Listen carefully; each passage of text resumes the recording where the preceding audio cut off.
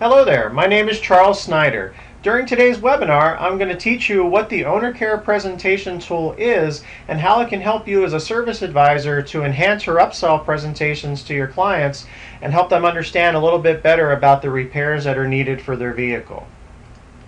We're going to go over a few things on today's webinar. We'll first talk about what is OwnerCare. We'll go into a little more detail about what it is and what it does.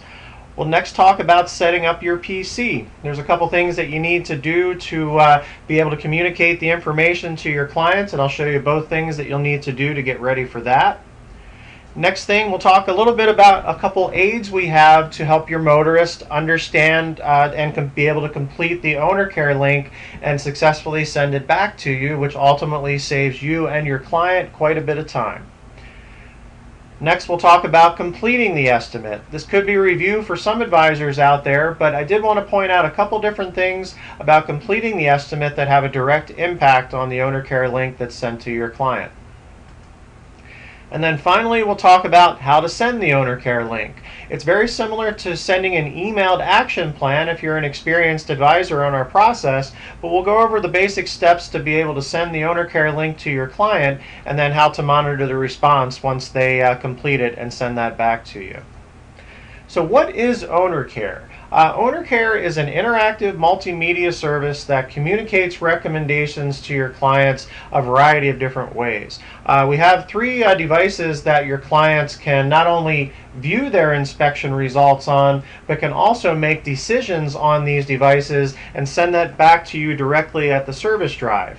Your client can look at the summary that's sent out to them. They can look at that on their PC screen. They could look at that on a tablet and then on a smartphone. But as I had indicated before, they do have the ability to actually make the approve and defer decisions right from each device. All they would have to do is open the inspection up, and then it walks them through the original customer request first, whatever the client came in for, and then it walks them through each one of the recommendations that's come up in the inspection. As they go through the different recommendations, they have the ability to see recommendation videos that can actually explain to the client exactly why they need the repairs done. There could be actual photos from their vehicle in the shop. If you use the Photos app from MultiPoint, that can actually incorporate right into your presentations. And then you have a text explanation as well that'll spell it out for your client exactly why they need the repairs. So you have many different ways you can communicate the different recommendation details to your client. And then, as I had indicated before, you have the ability to make the decisions and then send that back to you on the service drive. So just a couple things that we have to set up on the PC before we're ready to go with OwnerCare. The first thing that you should do is navigate up to your Tools button at the very top of the screen, and then you'll hit the User Preferences drop-down selection right below that. So when it takes you to your next screen, you're going to want to select the Email tab on this particular dialog box, and then you'll enter in your email address and then your contact phone number. I strongly recommend using just your work email address and then your direct dial phone number at work. I mean, you can use a personal number if you want, but I do discourage it, as you never know. You could get phone numbers at odd hours of the night. I mean, you never really exactly know what's going to happen there. So I do strongly recommend just using your work email and direct dial phone number.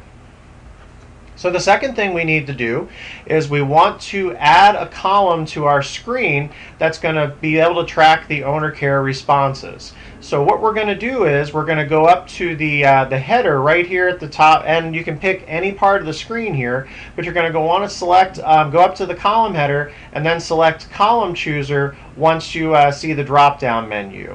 When you get to the column header, you'll right-click and then select Column Chooser, and then the menu you'll see next is what you see or hear over on the right-hand side, and then you'll want to select OwnerCare by just double-clicking that, and that will place it on your screen. You do have the ability to move the OwnerCare column anywhere on your screen depending on what your preference is. As a best practice, I generally like to keep my OwnerCare column towards the left where it's something that I can immediately see. when I refer to my Connect screen. Just makes it a little bit easier. But if you did want to move it, all you would have to do is just navigate to the top column header on OwnerCare, which is indicated by this green check mark. Just hold your left mouse button down, and then you can drag it anywhere on the screen that you want it. So you do have the ability to do that if you want to customize the screen a little bit more. So let's talk a little bit about how we set the expectation for our clients that we're going to send them the OwnerCare link. First thing that I always do is when I've got a client on the service drive, I'm going to let them know that we're going to perform an inspection during the service visit. So while I'm in the write-up process, I let the client know that we're going to do a complimentary inspection for them, and then they're going to get a report from us once the inspection's complete, and that's where the OwnerCare link comes into play. Main thing you always have to do is make sure that you get a valid email address and a phone number where your client can be reached. One advantage of OwnerCare is if a client decides that they don't want to give you their email address for whatever reason, you can actually text the link to them, so you would just need to get a valid phone number where they could be reached. That way you can overcome the obstacle of, let's say, the customers that don't want to give you the email address. At least with a phone number, we do have a way where we can send the OwnerCare presentation to them. And then finally, providing the motorist with an OwnerCare flyer. We have a flyer that we generally recommend handing out at write-up. And what the OwnerCare flyer is going to do, it's going to walk your clients through exactly how to navigate through the link and make the selections that they need to communicate to you to let you know what recommendations need to be done. I would recommend giving this flyer to the client when they're in front of you, and a couple things you can highlight on there for them is if they do have questions along the way or they don't want to complete the OwnerCare link, each of the screens will have a telephone icon on them, and you can just let them know. You can just tap the telephone icon and that will dial my phone directly.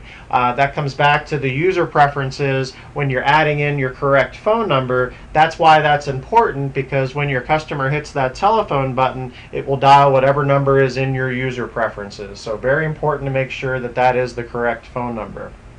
But as you can see, this is very self-explanatory, and so any client should be able to easily understand how to navigate through the OwnerCare presentation and make his selections.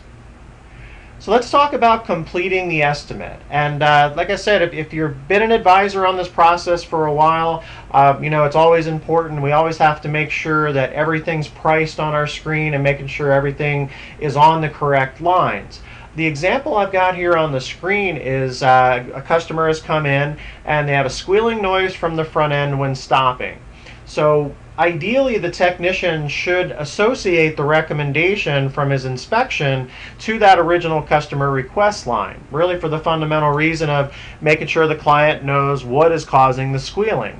As they get the OwnerCare presentation, the original customer requests will always be presented to your client first. So in a case like this, what you want to do from the service drive is you can actually drag and drop the recommendation up to the correct line. So with this example right here, we've got a serpentine belt and front brake pads that are needed on this vehicle, and as you know, either one of those could cause a squealing noise. So once you identify what the cause of the squealing noise is, then what you can do is you navigate to the recommendation, hover over top of it, and then hold your left mouse button down, and then at that point you can just drag that up to the line just above that. As you can see, this is the completed operation right here, but all you have to do, just to rehash, navigate over the recommendation, hold your left mouse button down, and then you can just drag that up, hover over the original customer request, and then release your mouse button. Now at this point, your client, as he sees the presentation on his OwnerCare link, he'll know that the squealing noise is from the front brakes, and that could very well impact his decision whether to approve the recommendation or to defer it for next time. Another extremely important thing to remember is you always have to have a total in each one of the columns. If just by chance you decide not to price a recommendation, let's just say hypothetically you put this brake recommendation here but you don't put any pricing in on it, then that will be presented to your client as a $0 recommendation. So we certainly do not want that to happen. So as an absolute 100% do not ever send the link until your pricing light has turned green and you see that there's a total on each one of your recommendations. So now, how do we send the OwnerCare link to our client? This is relatively easy. All you have to do is navigate to the toolbar at the top. You'll see the OwnerCare button right there. Click on the little side menu here, and then we're going to click on Email SMS.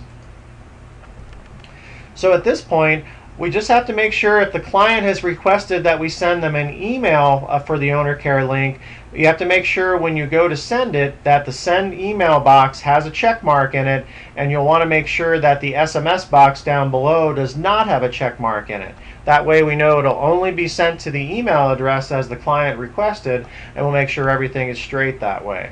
A couple other things to check over. I would always say make sure the email template matches what it's supposed to be. You should be looking for an OwnerCare email message email template right here. And then if there is anything that you have to add to the body of the email or that you send out to your client, you do have the ability to go into this and make any changes that you may possibly want to make on that. So with that, just make sure if you do need to make any changes, you can make that before you send it to your client. And another thing to note is when you adjusted your user preferences, when you prepped your PC, that's what prompts the phone number and then the email address to embed itself into this template. So again, why it's so important to make sure that you complete that before you proceed with OwnerCare.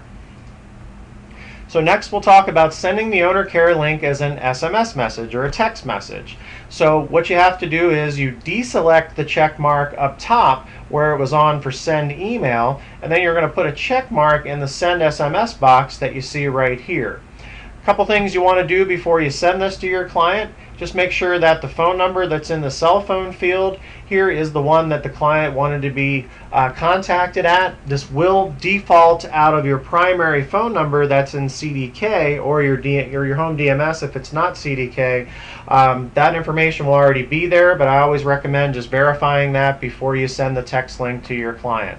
Also, just confirm that the text template is correct. And then if you do want to add anything as it was for your email, you can actually add a few different characters to the text if you want to maybe personalize it. Just know that with the text messages, you're very limited on the characters that you can send. So if it's something where you want to personalize it with your name, shouldn't be a problem. But if you want to put anything longer than that, that's not really possible to do as we have limited characters in that area.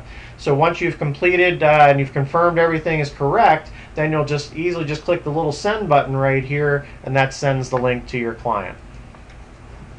So once you've sent the link to your client, you can look over at your OwnerCare column that we had set up before, and what you'll see is a small arrow with a little electronic device right next to it. What that means is the link has been successfully sent to your client, and you can actually double click on the arrow right there, and that will actually bring up the time that you sent the link out. So, as a best practice, I would say 20 to 30 minutes has gone by, you've sent the link and the client hasn't gotten back to you, then you may want to double check your timestamp, and if it's say 30 minutes has elapsed, then go ahead and give your client a call and see if he's received the link, and then you can move forward from there. Once the motorist makes their selection and sends it back to you, you're going to see a check mark appear in the OwnerCare column as you see where I'm circling here.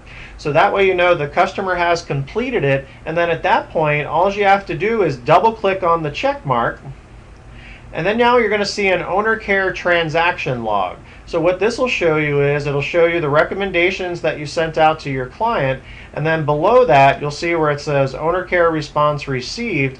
You've got a timestamp there, and then you can just refer to the recommendations and see which ones that the clients decided to go with. If they defer the recommendations, they'll come up as not today, and then if they have approved the recommendations, obviously it's going to come up with the approved. So this makes it clear exactly what the client wants to do, and this will actually insert the approve and defer decisions onto your estimate sheet, so it's just one less thing that you have to do. But I always verify just to make sure everything's filled out properly on the estimate screen before you move forward. But again, this is a very easy way to see exactly what the client wants and what they want to move forward with. If you have any questions on anything that I covered in today's webinar, you can just email me at charles.snyder@autopoint.com. I'm in the office darn near every day of the week, so if you need anything, just give me an email and I'd be happy to help out with OwnerCare or any questions that you may have about making the presentations. So thank you so much, and I will talk to you soon.